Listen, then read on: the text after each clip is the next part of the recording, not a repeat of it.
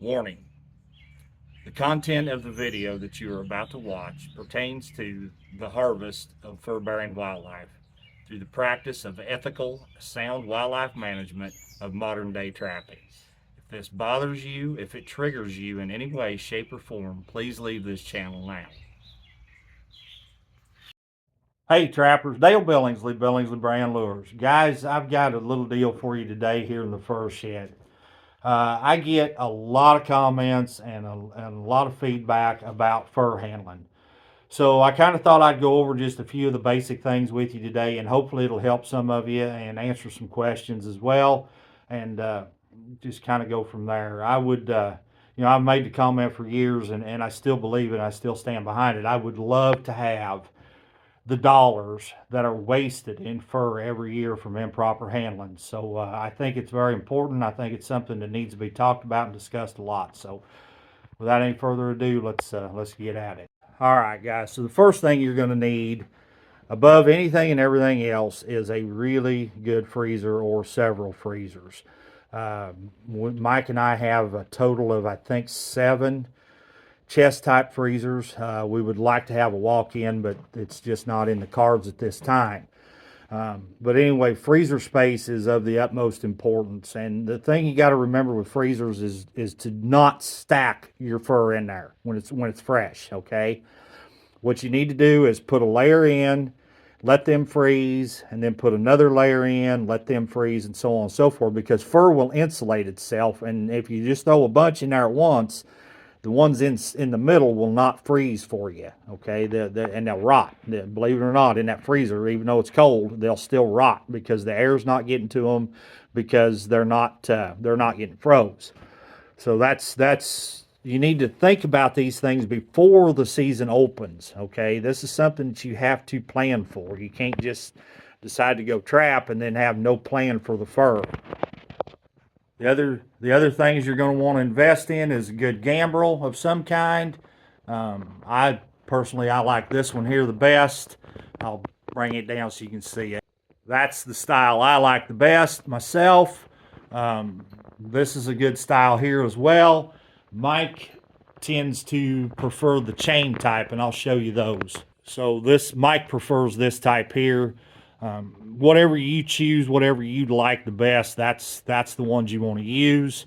But a good gambrel is a big plus for you.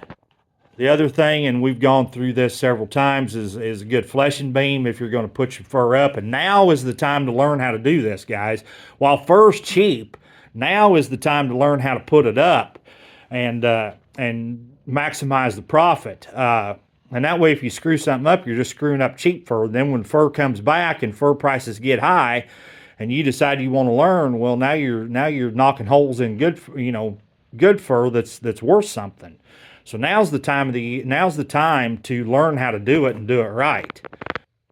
The other thing you're going to need if you're going to put it up is a bunch of stretchers of some kind. We've got some otter boards up there and some coyote boards, but for coon, we prefer the wire just because of the easy storage and the time it takes to put them on wire, and it really makes absolutely no difference whatsoever whether you put them on boards or whether you put them on wire.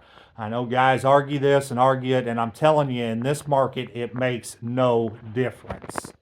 The other thing you're going to need is some type of a heat source to get fur dry, whether you're putting it up or whether you're just going to sell it green. You need to get that fur dry before you ever put it in the freezer or before it ever goes on a fleshing beam and a stretcher. It needs to be dry. The other thing that is of utmost importance is some kind of a circulation system. You've got to, 2 things when it comes to handling fur, and that's heat and air movement. You've got to have both, okay? Now, we've got a fan there that blows the heat off of the stove. And then around over here, we have another fan hanging right there to circulate air on fur that's drying. We've got screws put in these studs up here that we hang our fur on when it's drying. And you can see that, all the work there, it's all done. We're at nobody's mercy. Same with this stack of beaver here. We're at nobody's mercy. If we don't want to sell it, we can hang on to it until spring. And then by spring, when the bugs start to come out, then you need to be doing something with it. Either get it in cold storage or get it sold, something of that sort. But right now, we don't have to sell this. The work is all done on them. We don't have to do anything with it other than just what it's doing. Same with those coon hanging back here. The work's all done. We don't have to do anything, and we don't have to worry about it. Now, you'll notice the difference between this fur, these coon hanging back here, versus these coon that are hanging up here. Those coon back there were caught a little bit later in the season. They were about week 3, I guess. These coon were caught the very first week of season, and it was very warm here at that time. So we put borax on them. Borax is a trapper's friend.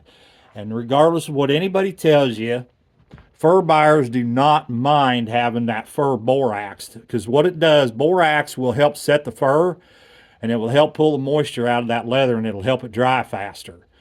Okay, so they don't mind if you put a little borax on them. Doesn't hurt a thing. The other thing you're going to need is, of course, fleshing knives, which we've got those here, and I've been through all that before.